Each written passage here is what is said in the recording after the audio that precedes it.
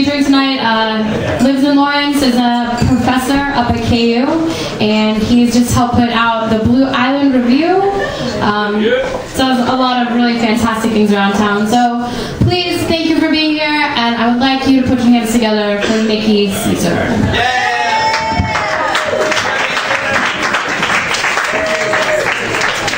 Dance with breath, swirl into shapes then fade.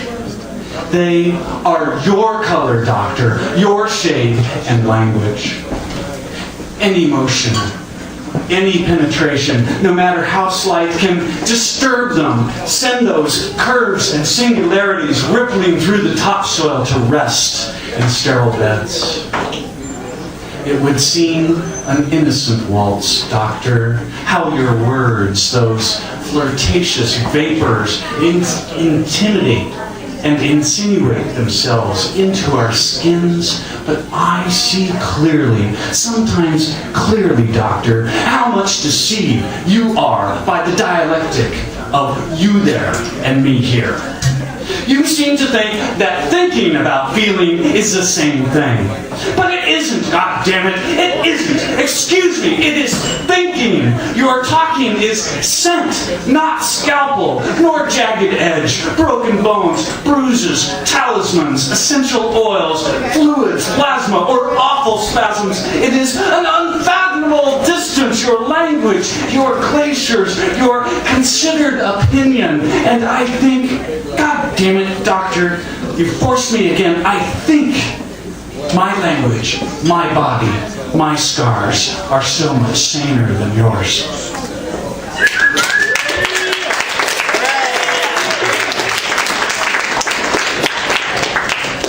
This is my 8th Street taproom poem. We come to this colander to be sieved through dark carved walls, pint glasses, and barley malt, with lit cigarettes to loiter with waitresses, make note of old angles, new carvings, and recent curvatures. We are subject to unimaginable pressures, where the weight of the sea has long since slowed the sun's rays to a trickle. If we are lucky, Tanya will dance for us, leaning on the jukebox and her audience. Yeah.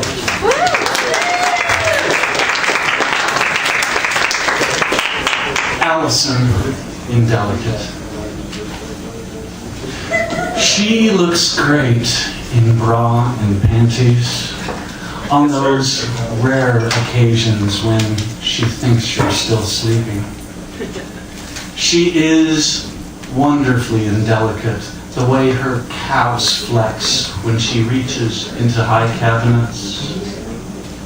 She pours water into the coffee maker furtively, whispering an odd injunction for it to remain quiet while brewing. You hear over the blankets, distraught that the cat might give you away with a yawn. The blank moments between the first percolation and pour are perfection. She languishes a cigarette, elbows up, thighs slightly parted, at the table in the kitchen, while you drowse in blue thoughts from the bedroom.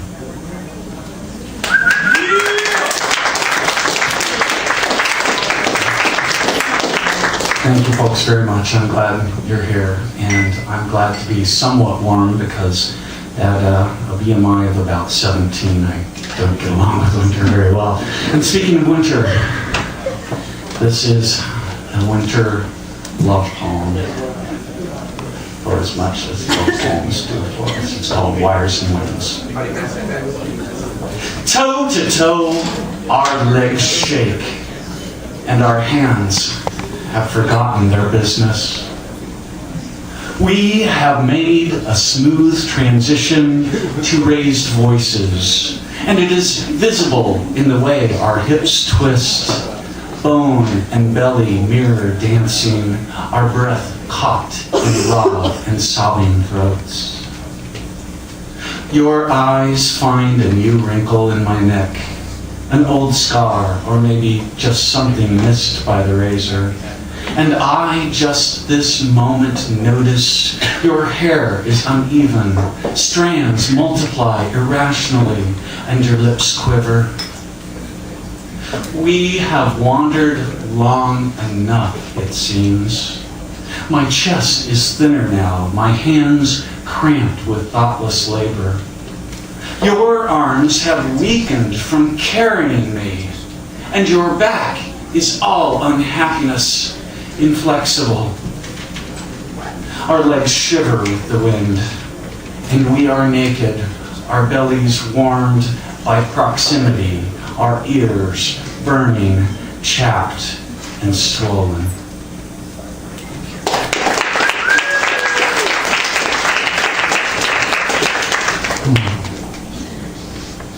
Escabeche. It's a great Spanish fish dish for you chefs out there. This was printed in the Rockhurst Review. A little shout out to them. Escabeche. Preheat your apartment to 360 degrees. Use smelts, fresh anchovies, sardines, or whitings. Plunge them into hot cooking oil for 5 to 10 seconds until they scream or you forget the girl for a moment. Remove them, drain, arrange, and place in an earthenware dish. Recall again the old lesson that intentions be damned, taste depends upon what you actually create. Saute 2 tablespoons finely minced carrot, 1 onion, 4 cloves garlic. Consider calling. Forget it. Add salt, vinegar, simmer.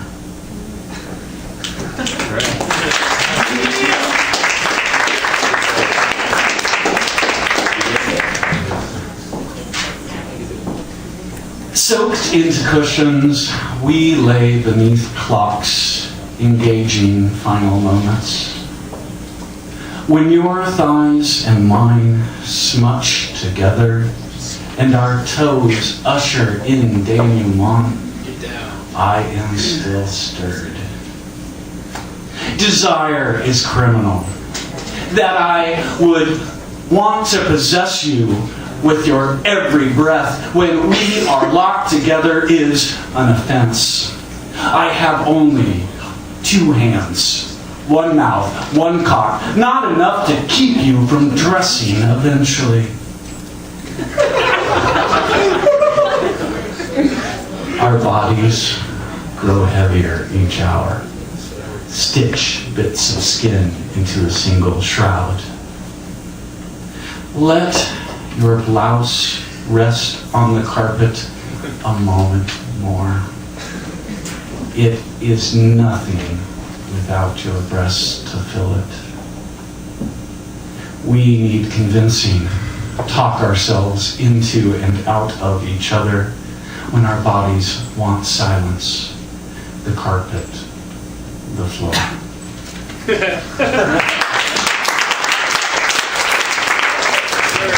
Now that is a serious poem, you guys. You're not supposed to laugh at my serious poetry.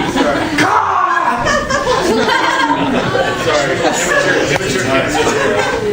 This is called self-reduction. Sex makes me giggle. That's true, that's why you haven't heard the beep out of me for months.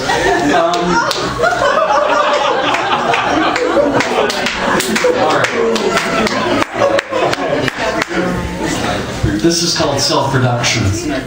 Yeah. Don't laugh. You live inside of your head, she told him. He just wondered where else he might live. Each little corner chipped is not reduction when self-inflicted, he says. No, he calls it love. He poured himself into a drink for whichever woman might show a certain fondness for it, a craving, or maybe dubious taste. Jostling with ice cubes, settling and slightly decarbonating each day, he smiles and tells himself tonight he's getting drunk.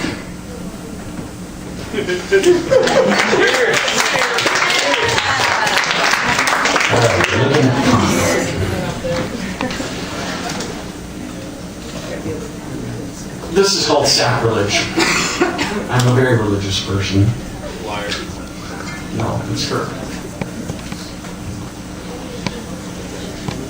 You arrived on a sidewalk disappointingly dressed. The sense of loss which followed my first notice comes not so much from the weakened cotton which clings to your hips and breasts, but the fact that you are dressed at all. Had Paul ever seen you naked, ever watched you skip into the kitchen, clutching a couch cushion for the sake of some modesty between me and your dog, ever dueling for taste and touch, seen you scampering for a green tea following insistent summer sex, he would never have written the Corinthians. No, instead, it is sin itself that you own clothes, and the world's loss when you wear them. Thanks, folks.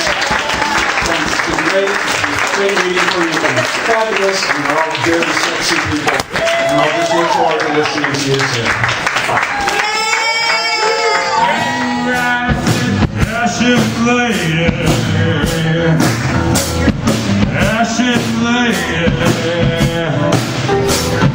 Give up your vow.